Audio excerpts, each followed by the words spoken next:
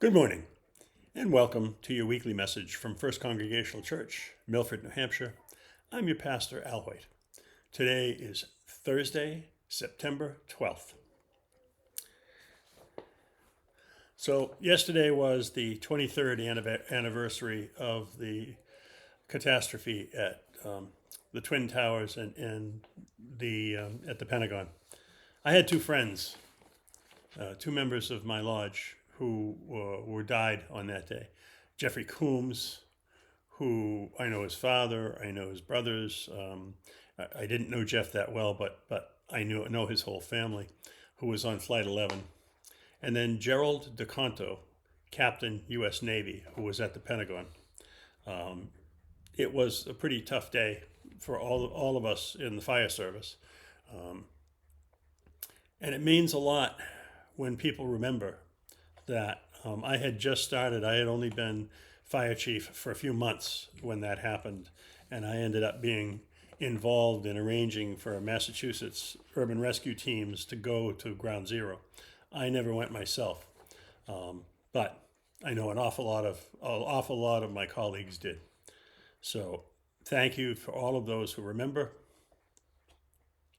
and thank you for the prayers of all of those like me who were involved either directly or indirectly.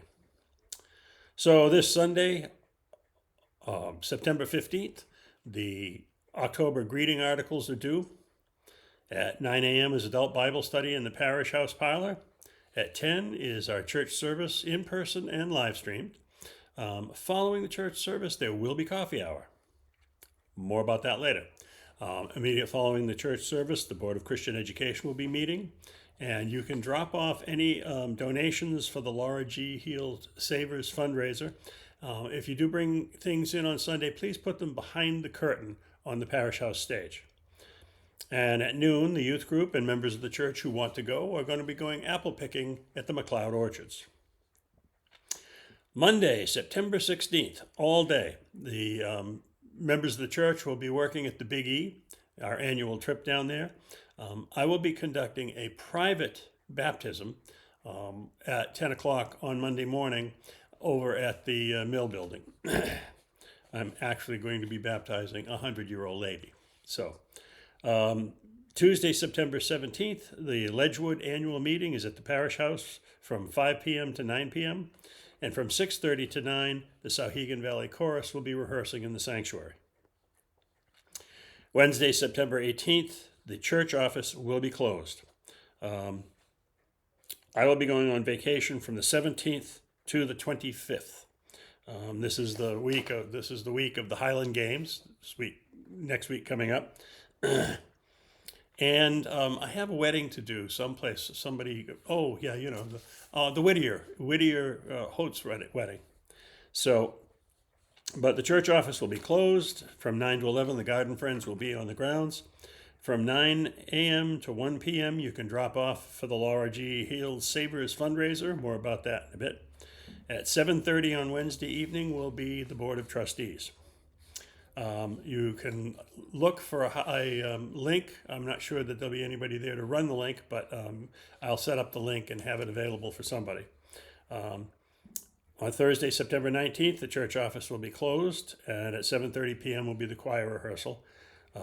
Friday, September 20th, the church office will be closed. Saturday, September 21st, will be the monthly men's breakfast at the Masonic Lodge at 7:30. Sunday, September 22nd, our guest worship leader will be the Reverend Dr. Alex Gondola. So, Sunday school registration has begun.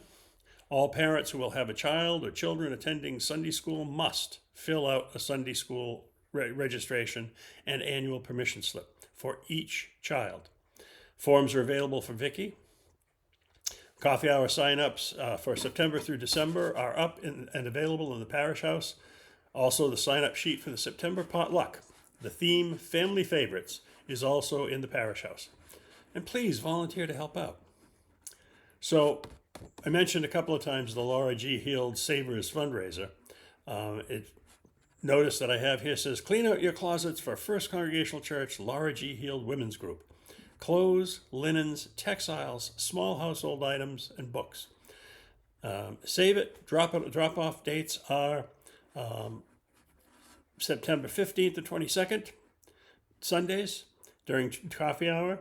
Wednesdays, September 18th and 25th from 9 a.m. to 1 p.m. If you need another time, please contact Karen Swenson or the church office. Drop off will be here at the parish house. Sunday, September 15th, the youth group is, and any members who want to go are invited to go apple picking at the McLeod Orchards. So I was looking around for something to talk about today, and I happened to hit on one of my favorite books I've read from before, but I've never read this story before, and it just kind of gave me a chuckle. This is from the Parables of Sept the Sage by William Barton, printed, I believe, in 1920. And this is called Concerning Lemons. Now it came to pass that I journeyed to a far country called California. And there I found a friend, a citizen of that country, and he had an automobile.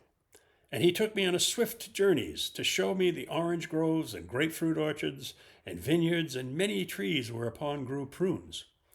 And it came to pass that I heard often of a town called Corona.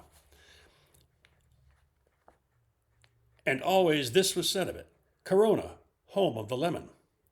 Now on a day we passed through Corona, and the day was warm and dusty, and I spake to my friend and said, Behold, this is Corona, home of the lemon. Let us tarry, I pray thee, for of lemons are concocted a cunning drink that maketh glad the heart of man and doth not intoxicate. So we rode through the street, and we came to a place where it was written ice cream, soda, water, sundaes, and all kinds of soft drinks. And we alighted from the chariot, and we went in. And behold, a man in a white apron. And I was about to speak to him, but my friend spake and said, Be thou silent, and keep thy money in thine own pocket. I am paying for this. And I kept silent willingly, for those are pleasant words to hear. Then he spake, my friend, to the man in the white apron, Hasten thee, lad, and prepare for us 4 good ice-cold lemonades, and make them good, and make them speedily. And the man in the white apron heard him as one who understood not what he said. Then spake my friend again, This friend of mine is from Chicago, and these other friends are from Boston. And they think that they know what good lemonade is, but I want them to have a drink of lemonade that is lemonade. Hasten thee and prepare it for them. Then he spake the man in the white apron, We have no lemonade.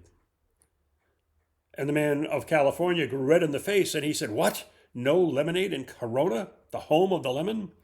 And the man in the white apron answered, Yes, we have soda water, root beer, ginger ale, ice cream, but no lemonade.